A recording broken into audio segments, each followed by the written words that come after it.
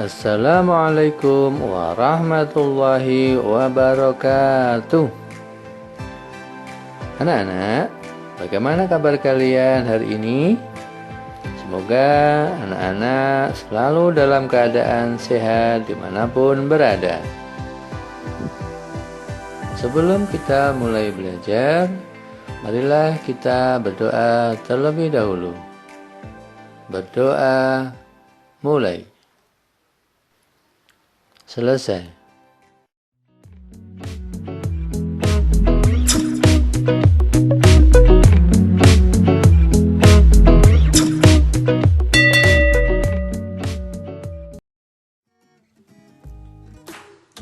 Anak-anak, kali ini kita akan belajar tema 8, daerah tempat tinggalku, subtema 3, bangga terhadap daerah tempat tinggalku, pembelajaran 5.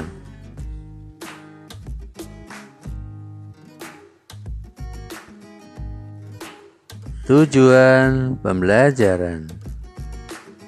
Tujuan pembelajaran kali ini adalah 1. Dengan kegiatan mengamati lingkungan masyarakat tempat tinggal siswa dapat menemukan keberagaman karakteristik individu dan manfaatnya. 2. Dengan kegiatan mengemukakan pendapat mengenai tokoh dalam cerita, siswa dapat memahami tokoh-tokoh dalam sebuah cerita. 3. Dengan kegiatan membaca cerita fiksi, siswa dapat menentukan tokoh-tokoh dalam sebuah cerita fiksi. 4. Dengan kegiatan mempraktikkan menggambar sketsa gambar 3 dimensi, siswa dapat membuat sketsa atau rancangan gambar dari bentuk karya 3 dimensi.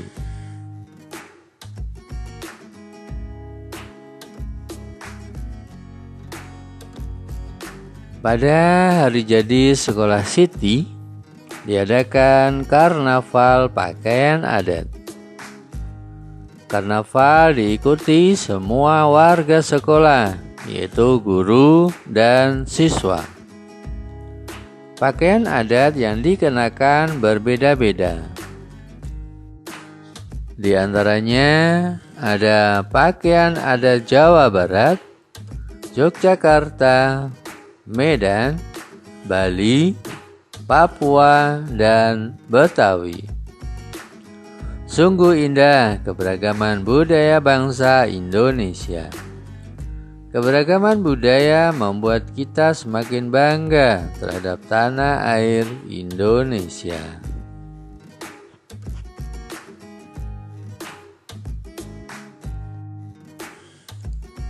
Nah, anak-anak, inilah gambaran dari pakaian adat yang ada di Indonesia. Ya, ada beberapa. Silakan anak-anak pahami, anak-anak amati gambaran foto dari pakaian adat yang ada di Indonesia.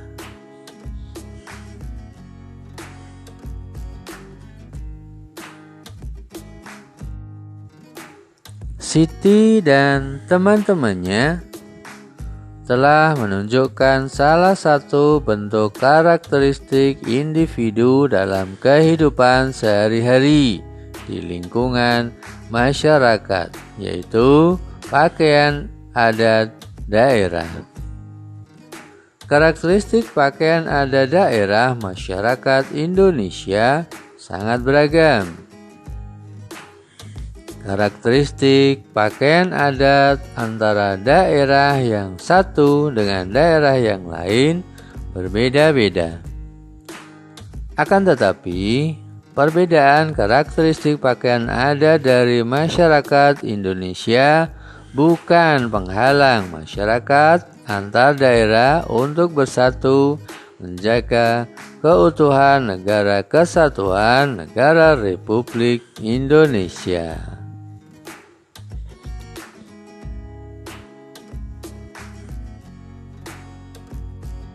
Sebaliknya, karakteristik pakaian adat daerah masyarakat Indonesia dapat mempererat persatuan dan kesatuan bangsa, karena pakaian adat daerah menjadi akar budaya nasional. Karakteristik pakaian adat daerah yang menjadi akar budaya nasional menjadi identitas bangsa di mata internasional. Keberagaman karakteristik pakaian adat daerah telah memperkaya khasanah budaya nasional, sehingga menjadi simbol pariwisata Indonesia yang banyak menarik perhatian wisatawan asing dan domestik.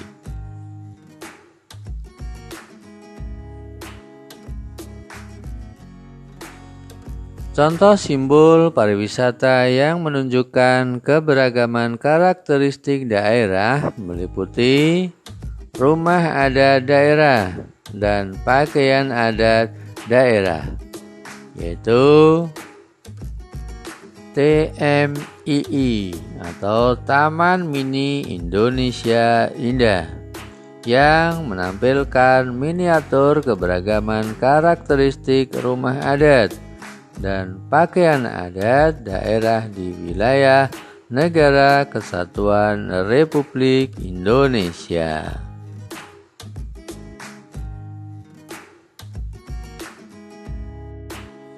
Nah, seperti inilah contoh miniatur yang ada di Taman Mini Indonesia Indah.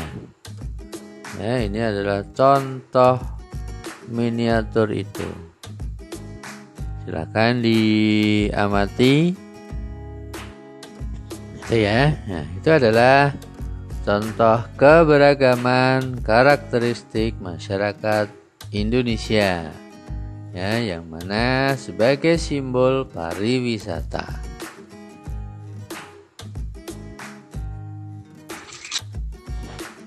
Anak-anak, itulah contoh dan manfaat keberagaman karakteristik individu dalam kehidupan sehari-hari di lingkungan masyarakat.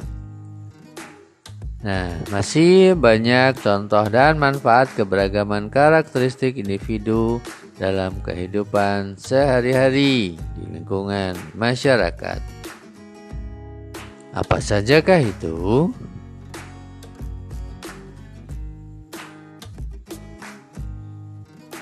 Dalam masyarakat, tidak jarang keberagaman karakteristik dijadikan sumber masalah, sehingga memecah belah persatuan dan kesatuan bangsa. Terjadinya masalah sering timbul akibat dari ulah pihak-pihak yang sengaja ingin membuat kekacauan dalam masyarakat. Oleh karena itu, kita sebagai bangsa Indonesia hendaknya senantiasa memupuk toleransi serta persatuan dan kesatuan dalam keberagaman.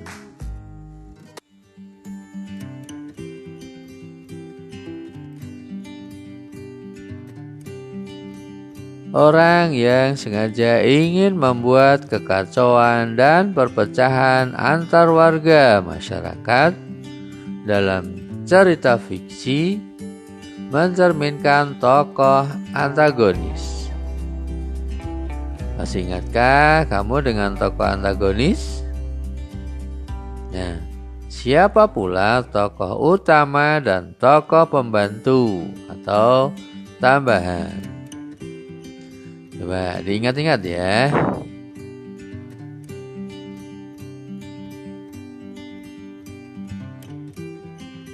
Nah, sekarang ayo kita bermain peran.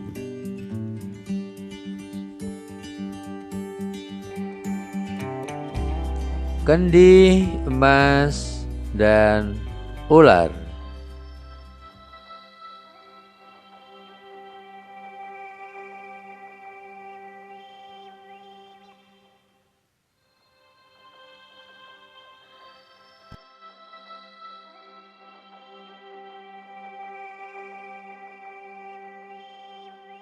Emas dan ular. Dava menjadi petani yang baik hati. Dimas menjadi istri petani yang baik hati. Keanu menjadi petani yang serakah. Gajar menjadi istri petani yang serakah. Alkisah, hiduplah sepasang suami istri yang sangat sederhana.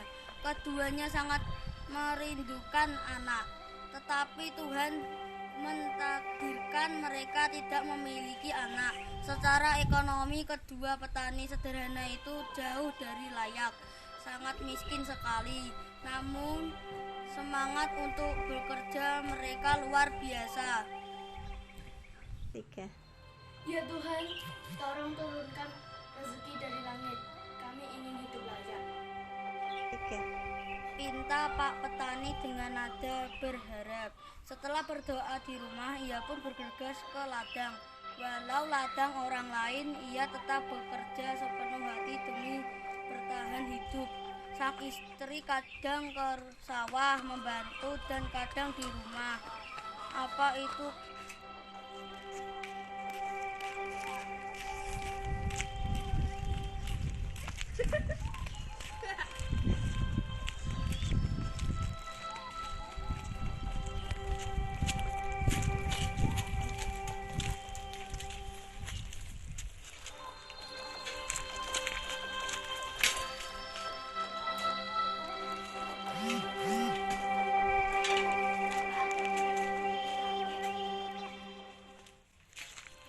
Pak Petani itu kaget karena melihat sebuah benda jatuh ke sawah, tak jauh dari posisinya mencangkul. Karena penasaran, ia melihat sekeliling dan memastikan bahwa itu bukan perbuatan orang lain. Benda apa ya? Kok aneh, tidak ada hujan dan angin, tapi ada benda jatuh. Ia pun memeriksa benda itu yang ternyata jatuh di antara padi di sawah. Ternyata benda itu sebuah kendi. Kendi itu tidak pecah karena jatuh di lumpur sawah. Pak Petani berusaha memeriksa isi kendi. Ya Tuhan, ternyata di dalamnya ada logam emas. Ia mengintip dari lubang kendi dan memang benar ada beberapa keping logam emas murni. Nanti nuraninya bertempur antara diambil atau dibiarkan saja. Ini kan ladang majikanku. Apapun yang ada di ladang ini berarti miliknya. Ia pun melanjutkan pekerjaannya bercocok tanam di sawah itu. Ketika sampai di rumah, Pak Petani menceritakan pengalaman anehnya saat berada di sawah. Istrinya sangat terkejut dan agak marah karena menilai suaminya itu manusia terbodoh di dunia.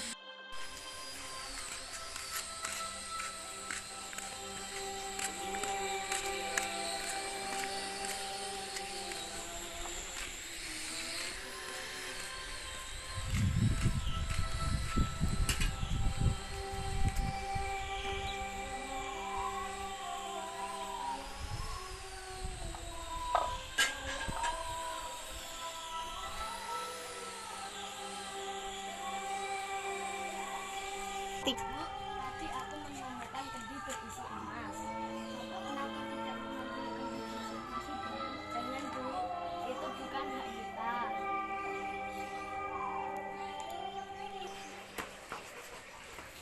Pak, aku dengar petani itu menemukan kendi berisi emas. Oh, ya juga ya Bu. Ayo mumpung bulan purnama, di sawah tidak terlalu gelap.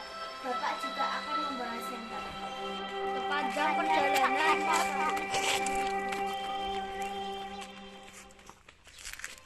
Sepanjang perjalanan pasangan suami istri yang terkenal rakus itu tertawa dan berhayal. Kelak ketika menemukan kendi berisi tumpukan koin emas itu, ia bisa membeli sawah, rumah, dan dapat uang banyak. Nafsu duniawinya sangat menguasainya. Gimana Bu kendinya? Sawah seluas ini mana bisa kita telusuri, apalagi malam hari. Yang saya dengar tadi di dekat pohon beringin Pak, tapi kan dekat kuburan, takut. Tenang saja Bu, ada Bapak. Keduanya lalu menuju pohon beringin yang kebetulan berdekatan dengan sawah. Setelah mencari beberapa lamanya, akhirnya Pak Petani berhati iri dan serakah itu menemukannya. Bu, ini kendinya. Oh, kita bawa pulang, buka di rumah saja. Keduanya pun bersorak kegirangan, tak terasa sampailah ia di rumahnya. Tetapi hari sudah sangat larut. Karena tak sabar dan terbakar rasa penasaran, akhirnya kedua petani serakah itu membalikan kedi itu, dan apa yang keluar dari kedi itu? Ayo kita buka kendinya Bu. Hah? Kok isinya ular berbisa? Mana kain emasnya Bu? Wah, kita ditipu Pak. Kita taruh di depan rumah pintunya saja. Besok akan dibuka mereka. Keduanya sangat kecewa dan sangat marah. Mereka capai ke sawah dan telah mencari di sana. Mereka hanya menemukan kendi berisi ular berbisa. Singkat cerita, suami istri yang dengki itu menaruh kendi di depan pintu dengan harapan akan dipatuk ular berbisa. Dan keduanya pun pergi dengan perasaan penuh kedengkian.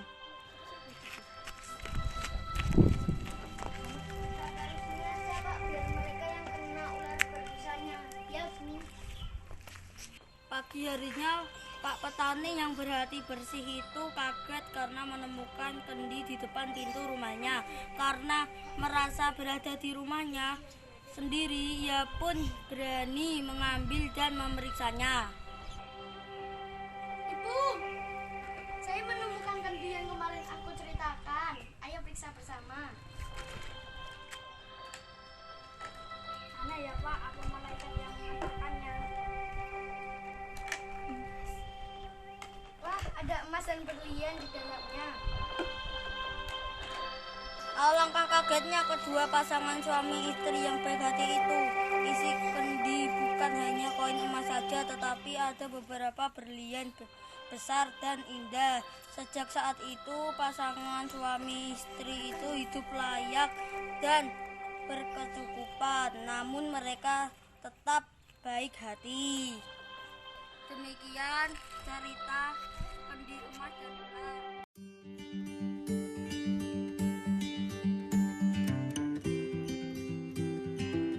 Video kedua.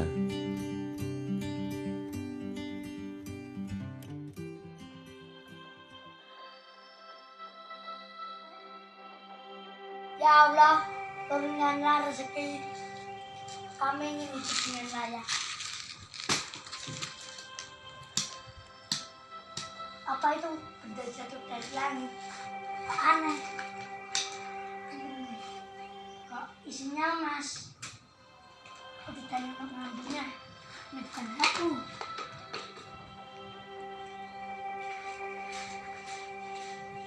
Bu, tadi aku menemukan kendi yang berisi logam emas. Kenapa kau tidak mengambilnya? Karena itu bukan hak kita. Ya udah, ayo kita masuk.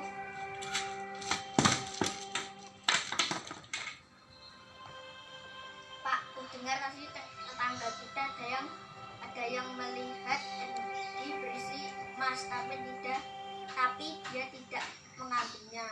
Ya udah, kita ke sana yuk. Tapi Pak, kendi itu berada di bawah pohon beringin dekat kuburan. Tenang saja, kan ada Bapak bawa senter nih. Pak, kalau kita bisa menemukan kendi itu, kita bisa menjadi kaya. Kita bisa beli rumah, kita bisa beli sawah, sapi, kerbau, dan hidup kita akan menjadi enak. Ya itu kendinya, Bu. Ayo kita bawa pulang.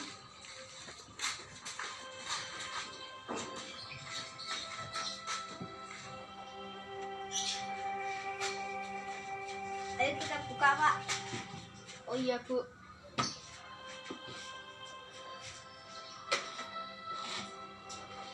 Loh, kok isinya ular berbisa? Pasti mereka ingin menjebak kita. Ayo kita taruh di rumah mereka. Iya. Kita taruh sini aja ya, Pak. Ayo cepat sebelum mereka ketahuan.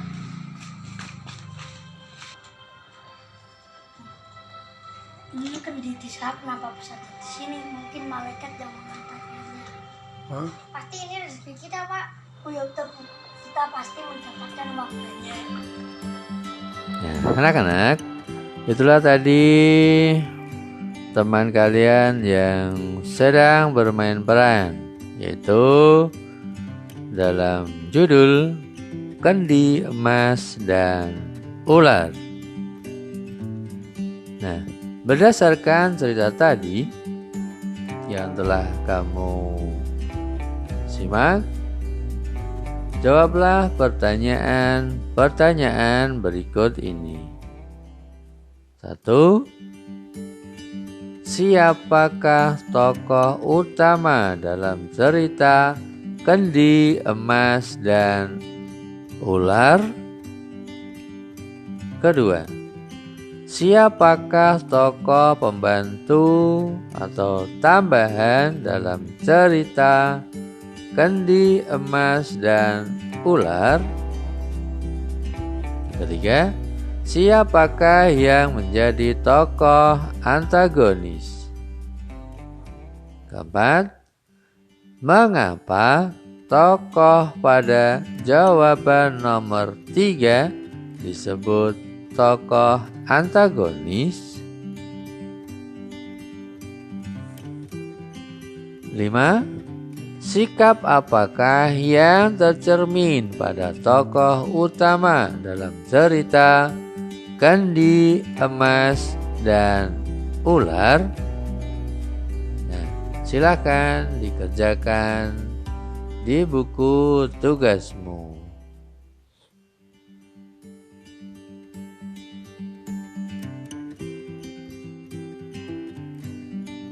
Nah, anak-anak, kamu hendaknya bisa mengambil hikmah dari cerita Kendi Emas dan Ular. Kamu harus berprasangka baik kepada teman.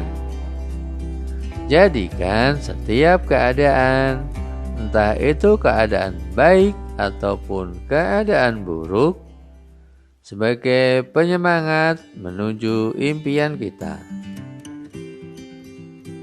Tuhan sangat suka kepada orang baik, dan Tuhan akan memberikan yang terbaik, walaupun dari tangan orang-orang jahat.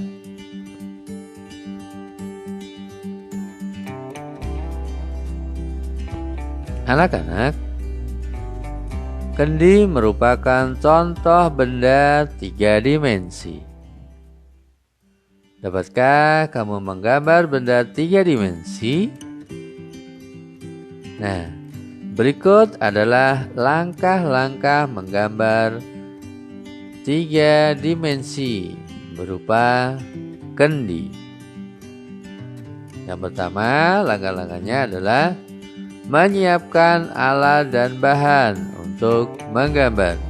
Ya, jadi kalian siapkan alat dan bahan yang digunakan untuk menggambar. Sediakan pensil, kertas, pewarna, penghapus, dan juga alat lain yang bisa digunakan untuk menggambar.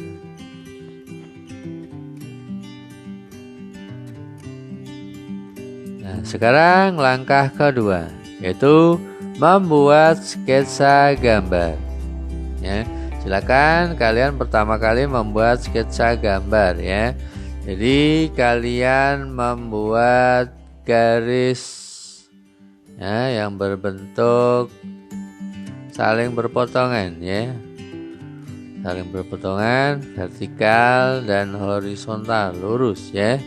Nah, setelah itu kalian buat gambar sesuai dengan yang kalian inginkan ya. Contohnya seperti ini ya. Coba dilihat, itu adalah sketsa gambar kendi. Bentuknya seperti itu.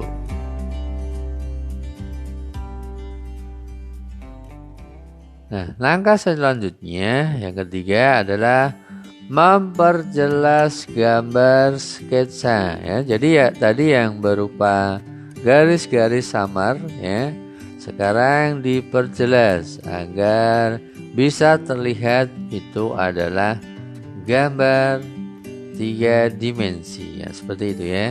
Dia mati gambarnya seperti itu.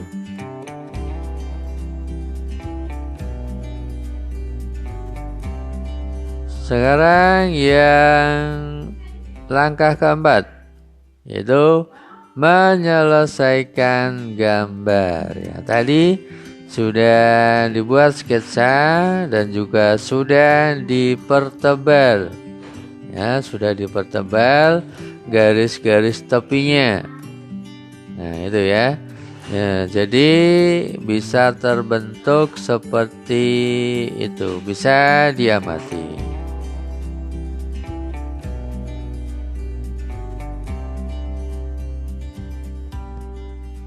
Nah, anak-anak, sekarang ayo kita mencoba. Kita mencoba membuat gambar 3 dimensi.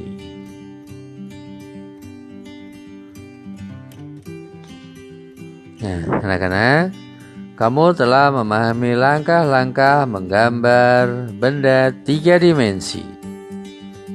Nah, sekarang buatlah sketsa gambar benda 3 dimensi berupa lingkungan tempat tinggalmu. Dapat berupa rumah dengan pepohonan di sekitarnya. Dapat berupa rumah dengan binatang-binatang di sekitarnya, atau sesuai dengan keinginanmu dalam kalian menggambar. Silakan buatlah sketsa pada buku gambarmu.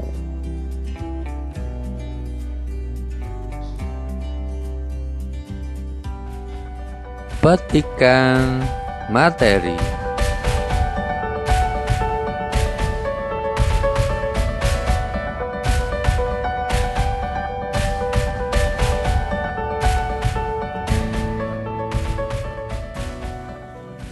Perbedaan karakteristik Indonesia bukan penghalang masyarakat antar daerah untuk bersatu menjaga keutuhan Negara Kesatuan Republik Indonesia.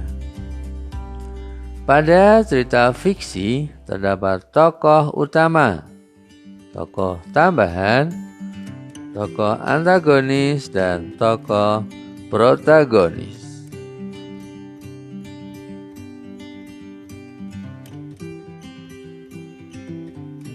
Cara menggambar benda 3 dimensi. Karya seni rupa 3 dimensi merupakan karya seni yang dibatasi tidak hanya dengan sisi panjang dan lebar, tapi juga oleh kedalaman. Dengan kata lain, kata seni yang memiliki ruang. Dilihat dari fungsi tujuan pembuatan, karya seni rupa 3 dimensi dibagi menjadi 2, yaitu seni rupa murni dan seni rupa terapan. Karya seni rupa murni adalah karya seni rupa yang hanya memfokuskan karyanya pada nilai estetika semata. Karya seni rupa terapan adalah karya seni rupa yang selain memfokuskan karyanya kepada nilai estetika, juga memperhatikan nilai praktis dalam penggunaan karya seni tersebut.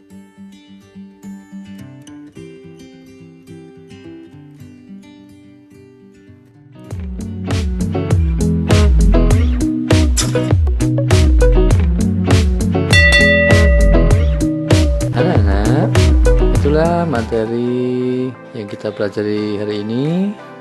Semangat belajar ya. Semoga sehat selalu. Sampai jumpa. Wassalamualaikum warahmatullahi wabarakatuh.